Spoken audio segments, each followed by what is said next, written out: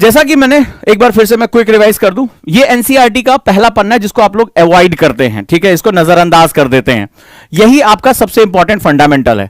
ये बेसिकली आपका इंग्लिश और हिंदी दोनों में है, दिया हुआ है, तो इसमें बेसिकली आमुख यानी उसका जो पूरा कोर है वो बताता है। मैं हल्का से इसको पढ़ देता हूं, इस पर मेरी लास्ट डिस्कशन बहुत अच्छी और बहुत बड़ी हुई थी, आप लोग उसको जो है वो जस्टिफाई करने की, उसको समझने की कोशिश करिएगा। ये कहता है कि राष्ट्रीय पाठ्य चर्चा की रूपरेखा, जो हमारा न्यू एजुकेशन जो हमारा फ्रेमवर्क है 2005, जो हमारा गवर्नमेंट का आदेश है जिसपे आधार पर जो है यूपीएससी आपका एग्जाम लेगी, वो कहती है कि बच्चों के स्कूली जीवन को बाहर के जीवन के साथ जोड़ा जाना चाहिए। बहुत ही महत्वपूर्ण इसने एक बात कही है कि स्कूली जीवन को बाहर के जीवन के साथ जोड़ा जाना चाहिए। यानी कि मैंने आपको बताया था कि ये आपसे अप्लाइड नॉलेज की मांग कर रहा है। अब आप रट के सोच रहे हैं कि अगर कोई फैक्ट रट लें या कोई डायमेंशंस रट लें और वहां जाकर वो एग्जाम देंगे तो वो पॉसिबल नहीं है। ये कहता है कि आपको बाहरी जीवन से जोड़ा जाना चाहिए। दूसरी बहुत महत्वपूर्ण बात करता है, कहता है कि ये जो प्रिंसिपल है ये किताबी ज्ञान की उस विरासत के विपरीत है। यानी कि किताबी ज्ञान का मतलब होता है मगिंग, ठीक है, मगअप, मैंने याद कर लिया, मैंने फैक्ट याद कर लिया, आज मैंने 50 पेज पढ़ लिया, आज मैंने 100 पेज पढ़ लिए। कहता है कि हमारा जो फ्रेमवर्क है जिसपे गवर्नमेंट इसी के आदेश पर जो है वो यूपीएससी एग्जाम लेगा या कोई भी जो पीसीएस एग्जाम होगा वो इसी के बेस पे होगा। इसको बहुत ध्यान से समझ लो और इसको कंठस्थ कर लो। ये याद रखना, अगर आप इसको नहीं समझ पाओगे तो आप किसी और डायरेक्शन में जाओगे और यूपीएससी किसी और डायरेक्शन में जाएगा और फिर आप कहते हैं कि साहब हम तो फेल कर गए या हमारा जो है हमसे क्रैक नहीं हुआ। उसके पीछे कुछ फंडामेंटल रीजंस हैं। अगला कहता है कि यह सिद्धांत किताबी ज्ञान की उस विरासत के विपरीत है जिसके प्रभाववश हमारी व्यवस्था आज स्कूल और घर के बीच अंतराल बनाए हुए। मतलब कि आज हम अपने लाइफ में उसको कोई अप्लाई नहीं कर पा रहे हैं, हम स्किल में कन्वर्ट नहीं कर पा रहे हैं, हम उसको रट रहे हैं, हम डिग्री ले रहे हैं, हम स्कूल पास कर जा रहे हैं, लेकिन उसके बाद हमारे जीवन में उसका कोई महत्व नहीं रह जा रहा है। फिर कहता है कि नई राष्ट्रीय पाठ्यक्रम पर आधारित पाठ्यक्रम पुस्तकें ये जो हमारी एनसीईआरटीज बनाई गई हैं इस बुनियादी विचार पर अमल करने का प्रयास है। इस प्रयास में हम हर विषय को एक मजबूत दीवार से घेर देने और जानकारी को रटा देने की प्रवृत्ति, क्या कहता है, मगअप द डाटा, कहता है कि ये जो रटा देना यानी कि हम जो है लर्न करना, मेमोराइज कर लेना, उसको याद कर लेना, खूब ढेर सारे फार्मूले, खूब ढेर सारा फैक्ट, हिस्ट्री के फैक्ट्स, ज्योग्राफी के फैक्ट्स, बोला ये रटा देने की प्रवृत्ति का विरोध करते हैं। ये खुद कह रहा है कि हमें आपको रटाना नहीं है, हमें ये नहीं कि आप घंटों बैठ के खूब ब्रिलियंट हो, खूब याद कर डाला, मेमोरी अच्छी है, बोले नहीं। इसीलिए मैंने आपसे कहा यूपीएससी में आज भी 50% बच्चे वो आते हैं जो सेकंड डिविजनर होते हैं या कभी 12th में फेल हो गए या अपनी लाइफ में बहुत एकेडमिकली ब्राइट नहीं होते हैं। ये आपको पता होना चाहिए क्योंकि यूपीएससी जो होता है वो क्या कहती है, कहती कि हमें एक सिविल सर्विसेज एप्टीट्यूड वाला बंदा चाहिए जो समझ रखता हो, रटने वाली प्रवृत्ति नहीं, यानी कि जो सिचुएशन के अकॉर्डिंग जो बिहेव करता हो, क्या करता हो, अकॉर्डिंग टू द सिचुएशन जो है वो अगर बिहेव करता है तो हमें वो स्टूडेंट चाहिए। यानी जिसके पास प्रेजेंस ऑफ माइंड हो, जो अपनी पढ़ी गई चीजों को अप्लाई कर सकता हो लाइफ में, जो हमारे प्रश्न है उनको उसी हिसाब से जवाब दे सकता हो, तो हमें वो स्टूडेंट चाहिए। इसीलिए जब यूपीएससी अपने प्रश्न को रखता है तो उसमें काफी हद तक वो अप्लाइड नॉलेज की मांग करता है। ये फैक्ट, ये जो है, ये चीजें हम आपने इसको बहुत लोगों ने नजरअंदाज कर दिया होगा। ये एनसीईआरटी का पहला पेज है, हर किताब में दिया हुआ है, ठीक है। आप एनसीईआरटी पढ़ डालते, इसको नहीं पढ़ पाते क्योंकि ये क्या पता है, ये बताता है पर्पस ऑफ बुक, यानी इस किताब का उद्देश्य क्या है, इस राष्ट्रीय पाठ्यक्रम की रूपरेखा क्या है जिसको सरकार कह रही है। फिर यूपीएससी जो पेपर बनाएगा उसी कॉमन डोमेन से पेपर बनाएगा और वो आपसे इसी ट्रेड्स की मांग करेगा, इसी आपके बिहेव की मांग करेगा कि आप रट्टाफाई ना करो, आप मगअप ना करो, आप चीजों को समझो और अप्लाई करो। हमसे यही बहुत बड़ी गलती हो जाती है। हमें लगता है कि हमने पूरी एनसीईआरटी पढ़ ली है, उसके सारे फैक्ट्स याद कर लिए हैं, हमें एग्जाम में अब क्रैक करने से कोई रोक नहीं पाएगा। यह चीज हमें समझना पड़ेगा। यूपीएससी कहता है कि go for the between the lines, यानी बिटवीन द लाइंस। अभी आपको क्वेश्चन के साथ दिखाऊंगा ये चीज क्या है। तो ये जो चीज है वो हमारी फ्रेमवर्क है और यूपीएससी इसी जो पर, क्योंकि भाई गवर्नमेंट का आदेश है, ये हमारा फ्रेमवर्क है, तो इसी चीज को वो आगे कैरी करने का प्रयास लगातार करता है। यहां तक ओके है? यस बताइए। हाँ सर ओके। मैं इसको बहुत डिटेल में, अगर मेरी वीडियो देखोगे तो मैंने हिंदी और इंग्लिश में इसको बहुत लंबे समय से इसको जो है एग्जाम्पल के साथ समझाया हुआ है, और बहुत ध्यान से समझना, नहीं तो क्या होगा, तुम्हें मौसी के घर जाना है लेकिन पता नहीं एड्रेस का, तो इधर है यूपीएससी, ठीक है, तुम क्या करोगे, सर मुझे आईएएस बनना है, यूपीएससी करना है, सर पहली बार में टॉप करना है, फलाना। अभी किसी ने पूछ रहा था हिंदी वाले का क्या होगा, अंग्रेजी वाले का क्या होगा, फलाने वाले का, सारी बातें जो है वो बहुत उलझन वाली हैं। और तुम क्या होगा, अपनी एनर्जी को लेकर चल दोगे दूसरे डायरेक्शन में, तो क्या होगा, कभी तुम्हारा मिलन होगा लबासना से? तो जब मिलन नहीं होगा तो फिर कहां से तुम्हारे सपने पूरे होंगे? तो फिर हम क्या होता है, बहाने गढ़ते हैं कि फलनवा का नहीं हुआ, ढकनवा का नहीं हुआ, क्योंकि वो है कि ठीक है, कहीं पर निगाहें कहीं पर निशाना।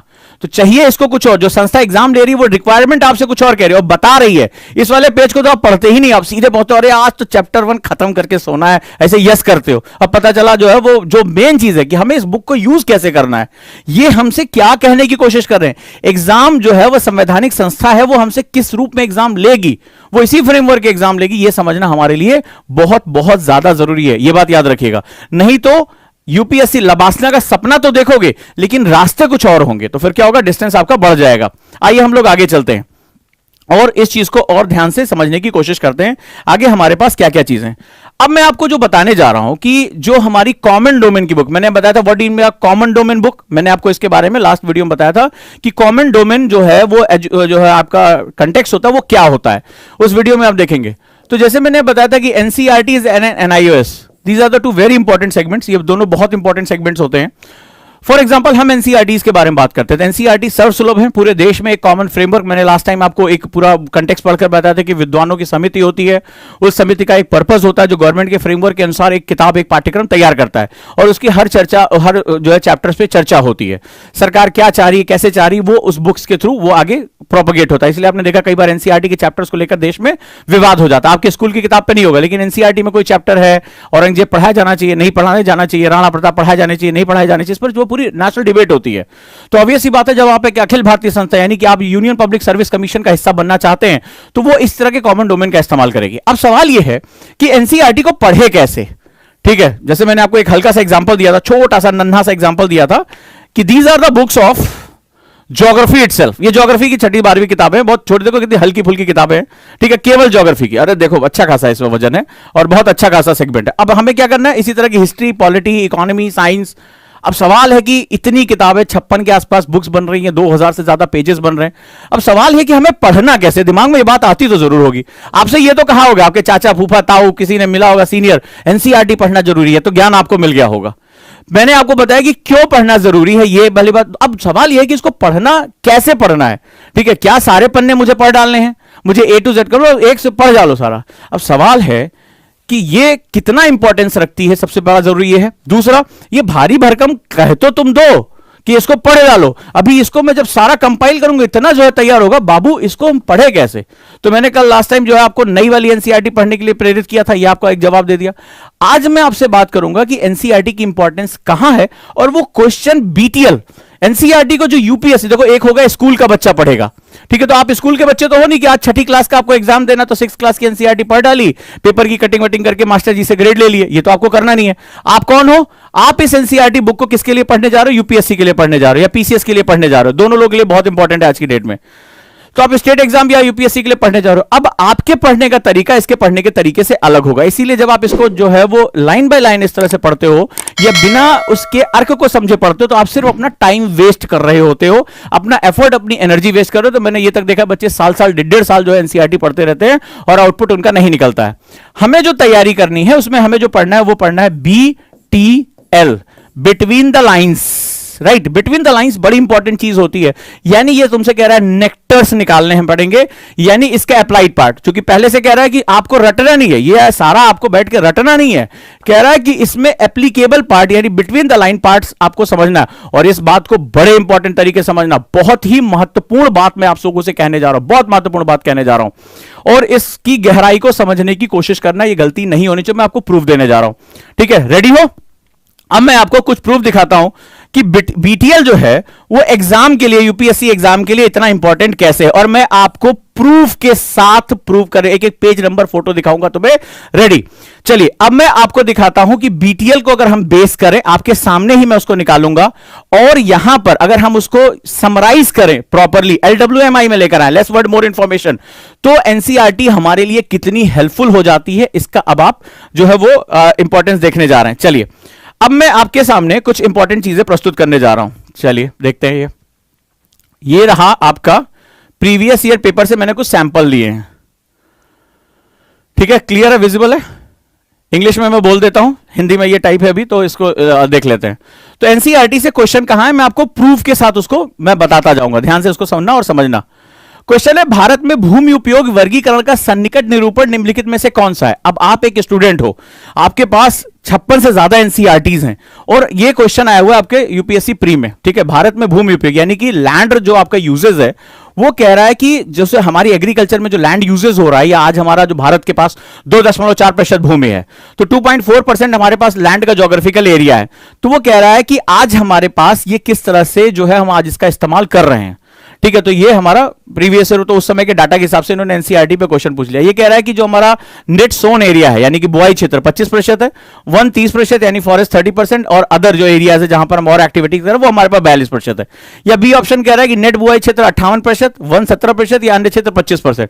चूंकि वन रिपोर्ट जो होती है बड़ी इंपॉर्टेंट होती है और राष्ट्रीय चर्चा का हर 2 साल पे राष्ट्रीय चर्चा का विषय बन जाती है, ठीक है। तो ये यहां पर अगला कह रहा है कि जो नेट सोन एरिया है यानी कि जहां पर बुआई हो रही है 43%, वन यानी फॉरेस्ट 29% और वन क्षेत्र 28%, ठीक है। और जो नेट सोन एरिया 47, 123, अन्य क्षेत्र 30% के आसपास बढ़ रहा है। तो नेट सोन एरिया जहां पर, ये नहीं कि एग्रीकल्चर फील्ड की बात हो रही है, यहां पर बात हो रही है कि नेट सोन एरिया जहां पर उस साल उस फसल में बुआई हुई हो, जो या बारंबारता यहां पे प्रायोरिटी आपको दिखाई पड़ रही है।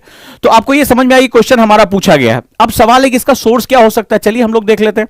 तो इसका जो सोर्स है, चलिए उसके बारे में हम बात करते हैं। ये देखिए, इसका जो सोर्स है फिगर नंबर 1.4, ठीक है। ये देखिए यहां पे आपको मैं दिखा रहा हूं, एनसीईआरटी का है, मैंने यहां पे आपको सोर्स बताया, ठीक है। This is the source, 10th class की एनसीईआरटी चैप्टर नंबर 1, राइट है। इसका नाम है संसाधन एवं विकास, और चित्र नंबर 1। अब यहां पे टेक्स्ट से क्वेश्चन नहीं पूछा है, यहां पर उन्होंने एक फिगर का एक उन्होंने इवेल्युएशन किया था और फिगर पे क्वेश्चन पूछा है डायरेक्टली, ठीक है। दैट इज ये तुम्हारा 10th क्लास की एनसीईआरटी ज्योग्राफी एनसीईआरटी का क्वेश्चन है। अब देख लेते हैं क्वेश्चन क्या है। अब देखिए, ये है रहा हमारा क्वेश्चन। अब ये देखिए, ये रहा आपका चित्र नंबर 1.4, राइट। और कह रहा है कि ये एक पाई चार्ट है, कि इसीलिए आपने देखा होगा आप जब सीसैट पढ़ते हैं, आपको पता है ना, सीसैट में आपके मैथ्स में एक पोर्शन होता है डाटा इंटरप्रिटेशन, पाई चार्ट। आप लोगों ने अगर सिलेबस देखा होगा, प्री में आपका आता है मैथमेटिक्स, ठीक है, सीसैट, तो उसमें आपको पाई चार्ट, बार ग्राफ, ये सब आपको पढ़ना पड़ता है, डाटा इंटरप्रिटेशन पढ़ना पड़ता है। एक्चुअली आईएएस ऑफिसर को अपनी लाइफ में बहुत सी फाइलों में data interpretation, pie chart, bar graph, अभी आपने देखा कोविड के कितने केसेस हैं उनके ग्राफ दिए गए, राज्यवार ग्राफ दिए जा रहे हैं, कहां कितनी डेथ हो रही है, कहां कितना वैक्सीनेशन हुआ, ये डाटा उनको हमेशा पढ़ना पड़ता है। इसीलिए यूपीएससी ने क्या किया, वहां पर 2011 में बदलाव किए, और 2011 में बदलाव करके उन्होंने मैथमेटिक्स में वो चीजें डाली जो आगे चलकर आपकी लाइफ में ट्रेड्स हैं, जो आपको यूज करना पड़ेगा as an IAS officer, IPS officer. आपके राज्य में कितना अपराध हो रहा है, कितनी महिलाओं के खिलाफ, ये सब क्या होगा आपको पाई चार्ट या बार ग्राफ में हमेशा मिलता रहेगा। अब इसने कोई टेक्स्ट ना इस्तेमाल करके डायरेक्टली देखो यहां से क्वेश्चन उठा लिया, डायरेक्टली क्वेश्चन उठाया यहां से, एनसीईआरटी का पहला स्रोत। आइए आगे देखते हैं। अगला क्वेश्चन है, कह रहा है कि शेवराय पहाड़ियां कहां स्थित हैं। फैक्ट बेस्ड ज्योग्राफी का क्वेश्चन है, शेवराय पहाड़ियां कहां स्थित है। अब तो और ज्यादा कॉम्प्लेक्स क्वेश्चन आने लगे, तो मैं छोटे छोटे एग्जांपल के थ्रू आपको बताता रहूंगा, ठीक है। अब देखिए ये क्वेश्चन आया, ये यूपीएससी प्री का क्वेश्चन कह रहा है आंध्रा, कर्नाटक, केरल, तमिलनाडु कहां पर हमारे पास ये मिल रहा है। अब इसका जो सोर्स है वो 9th क्लास की एनसीईआरटी है, चैप्टर नंबर 2 ज्योग्राफी, नाम है भारत का भौगोलिक स्वरूप, पेज नंबर 14। चलिए देख लेते हैं। ये आपका सोर्स भी मैं आपको बता दे रहा हूं कहां से क्वेश्चन आया हुआ है, ये प्री का क्वेश्चन कहां से हमें मिला हुआ है। चलिए देख लेते हैं।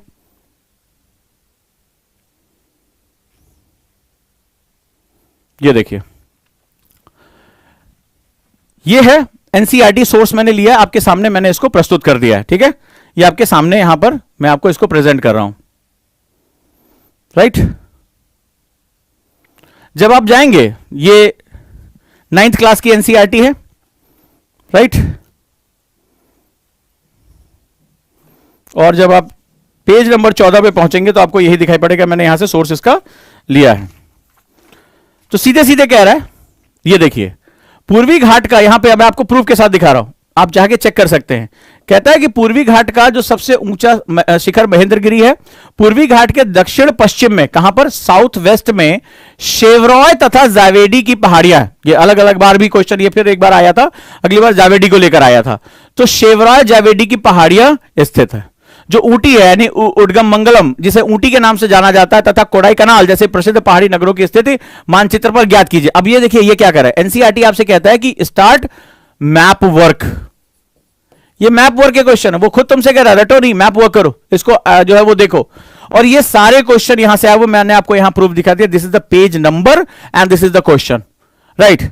तो इसके बाद क्या, यूपीएससी धीरे धीरे आगे गया और यूपीएससी ने अपने क्वेश्चंस को और टफ करना शुरू कर दिया, बहुत टफ करना शुरू कर दिया। अब जरा ध्यान से देखते जाओ मेरे साथ, ठीक है, इसको जो है वो आप देखते जाओ कि कैसे ये चीजें जो है वो बदलाव के साथ गुजर रही हैं। डन है, आप इसको पढ़ सकते हैं, मैंने सोर्स दे दिया है, मैं पीडीएफ भी आपको कहेंगे तो मैं आपको भेज दूंगा, कोई दिक्कत नहीं है व्हाट्सएप ग्रुप में। तो इसका मैंने जो है वो आपको पूरा, ये आपके सामने देखिए, ये देखिए, जैसे किसी बच्चे ने कहा जूम कर दीजिए, यही क्वेश्चन था ना, फिर से कहिए तो मैं क्वेश्चन दिखा देता हूं, क्वेश्चन को आप दोबारा देखें ध्यान से।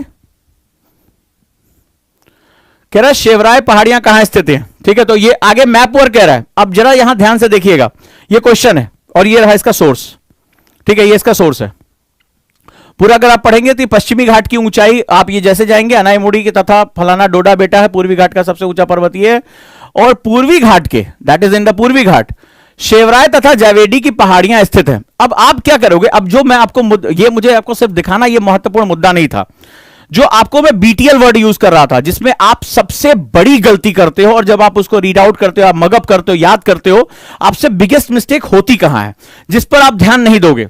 क्वेश्चन का नेचर क्या था, क्वेश्चन में पहाड़ी का नाम दिया था, ये शेवराय वाली पहाड़ियां ये देखिए आपके सामने है, ठीक है, पहाड़ी का नाम तो उसने दे दिया कि ये पहाड़ी है, कि ये शेवराय पहाड़ियां कहां है, लेकिन उसमें उसने स्टेट पूछा था, ठीक है, स्टेट पूछा था। अब आपका क्या है, और इसमें जो है एनसीईआरटी में दिया है पूर्वी घाट, कि ये केवल पूर्वी घाट के, और पूर्वी घाट कई जो है वो स्टेट से होकर गुजरता है भाई। इंडिया के दो सबसे प्रमुख जो है वो पर्वत श्रृंखलाओं के रूप में हमें देखा जाता है, पश्चिमी घाट और पूर्वी घाट, Western Ghats and Eastern Ghats. तो ये सेगमेंट बहुत इंपॉर्टेंट है, बड़ी बारीकी से इस बात को समझिएगा कि ये क्या मैं कह रहा हूं। तो आप जरा देखिए, इसमें स्टेट का नाम तुम्हें कहीं नहीं दिखाई पड़ रहा है, ठीक है, इसमें स्टेट, क्योंकि वो क्या होगा, वो पूरा पूर्वी घाट ऐसे जो है वो जा रहा है, ठीक है, भारत में अगर आप मैप में देखेंगे यहीं पे दिया हुआ है इसके साथ।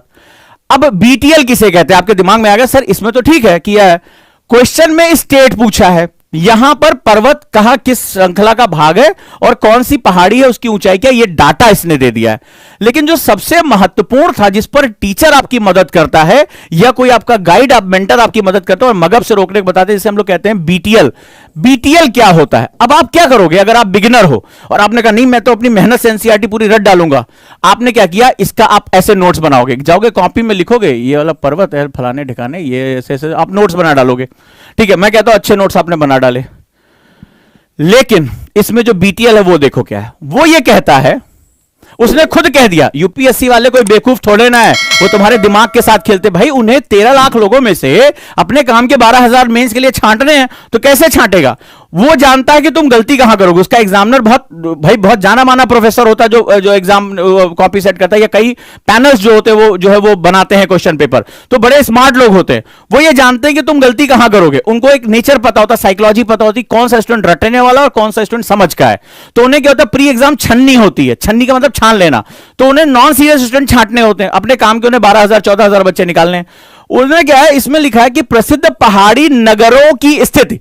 अब ये देखो, इसमें खुद कह रहा है, एनसीईआरटी कह रहा है कि जो सिचुएशन है सिटीज की या स्टेट्स की, उनको मानचित्र में ज्ञात कीजिए, दिया नहीं है, कह रहा है ज्ञात कीजिए, यानी यू हैव टू आइडेंटिफाई। अच्छा, जब स्टूडेंट खुद पढ़ता है तो अगर मैं कम से कम 100 से ज्यादा बच्चों के नोट्स देख चुका हूं जो ये खुद से कह रहे हैं कि सर हम करेंगे या करेंगे, मैंने देखा, आप कर सकते हैं, ऐसी कोई दिक्कत वाली बात नहीं है, लेकिन मिस्टेक्स से बचाना मेरा काम है। आप साल 2 साल बाद वो चीज सीखें, अपना समय बर्बाद करें, वो मुझे तकलीफ होगी, क्योंकि उसकी कीमत आप अंदाजा नहीं लगा सकते, उसकी कीमत आपके लिए क्या हो सकती है, ठीक है। तो अब वहां पर क्या होगा कि हम यहां जाएंगे और यहां पर हम एक चीज महत्वपूर्ण तरीके से देखेंगे कि आपने उसको स्किप कर दिया, आपका पूरा फोकस, आप मुझे एज ए स्टूडेंट बताइए आपका फोकस क्या होता, आप पहाड़ियां लिखते, अनाईमुड़ी कितनी ऊंची है, डोडा बेटा कहां है, ये पूर्वी घाट में, आप क्या चीज स्किप करते, आप ये वाला पार्ट स्किप कर देते कि मुझे अभी इसके साथ मैप जोड़ना है, क्योंकि मैप तो आपको लगता है कि बाद में पढ़ना है ना, आप मैप स्किप कर देते, और यही आपका बीटीएल है, बिटवीन द लाइन। एक्चुअली में जो कॉन्सेप्ट है वो ये है, तो बीटीएल आपका सबसे इंपॉर्टेंट। अब आप ये स्किप कर जाते हो, और यूपीएससी वालों ने, अभी आपको मैंने प्रूफ दिखाया कि उन्होंने इस डाटा को यूज किया है, लेकिन इस डाटा को एग्जाम में क्वेश्चन नहीं पूछा है, आपके सामने मैंने प्रूफ किया। इसमें कहीं स्टेट का नाम दिया है ना, इसके लिए क्या करना होगा, आपको बीटीएल निकालना पड़ेगा, इसको बोलते हैं बिटवीन द लाइंस, यानी दी गई चीज में मुझे कॉन्सेप्ट निकालना है। क्योंकि अगर रटी रटाई चीज दे देंगे तो हर बद्दा एससीईआरटी जो तुम्हारे जो कई सालों से 4-5 साल से तैयारी कर रहा है, ठीक है, पुराना कमरा लेके, जिसके आगे के बाल झड़ गए हैं, ठीक है, और जो मतलब अपने उम्र के 30वें उत्तरार्ध में है, 5 साल से तैयारी कर रहा है। तो नए बच्चे जो साफिन वाफिन जैसे नए बच्चे जो आईपीएस बन रहे हैं, आईएएस बन रहे हैं, ये टीना डाबी जैसे 21 साल 22 साल के लोग आईएएस बन रहे हैं, उनको तो कभी मौका नहीं मिलता, क्योंकि जब तक बुजुर्ग आगे हटेंगे नहीं, जैसे परिवारों में होता है कि जब तक वो बढ़ के भैया जो है उनकी शादी नहीं हो जाएगी, तब तक पीछे वाले एक बेचारे एक नंबर ही नहीं आता है शादी का।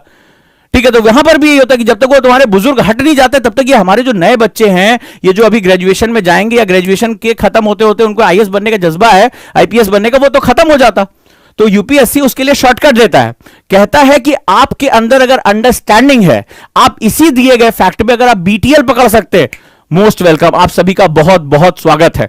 तो यहां पर भी हम लोग को क्या करना है, आपको समझ में आया, मैंने प्रूफ के साथ दिया कि एग्जाम में जो क्वेश्चन पूछा है वो डाटा इसमें से मिसिंग है, वो डाटा आपको क्या करना पड़ेगा, ऐड करना पड़ेगा। और मैं आपको अंदाजे से बता दूं, अगर आप बिगिनर हैं और आपको वो नशा चढ़ा हुआ है कि मुझे खुद से आज एनसीईआरटी फोड़ के खत्म कर देना है, अभी अगला क्वेश्चन देखना और मजेदार है, अगला क्वेश्चन तो वो उसका भी बाप है और मजा आएगा तुम्हें इसमें। तो उसमें क्या होगा, आपको अगर ये लग रहा है तो वहां पर आप मुझे सोच के बताइए कि अभी आप अंडर ग्रेजुएट है, पहली बात एनसीईआरटी पढ़ रहे हैं, आपके दिमाग में ये बात आएगी कि मुझे इसमें बीटीएल कैसे लेकर जाना है। ये तो इतना एक्सपीरियंस हमने किया, इतना रिसर्च किया, हमारा काम रात दिन का यही है, हमारी टीम का काम यही है, तो हमें वो चीज समझ में है कि यूपीएससी के एग्जामिनर का माइंडसेट कैसे ट्विस्ट करता है, वो कैसे जो है वो इतने लाख बच्चों में से कुछ हजार बच्चों को छाटेगा, उसका ट्रिक तो है, वो ट्रिक बीटीएल है।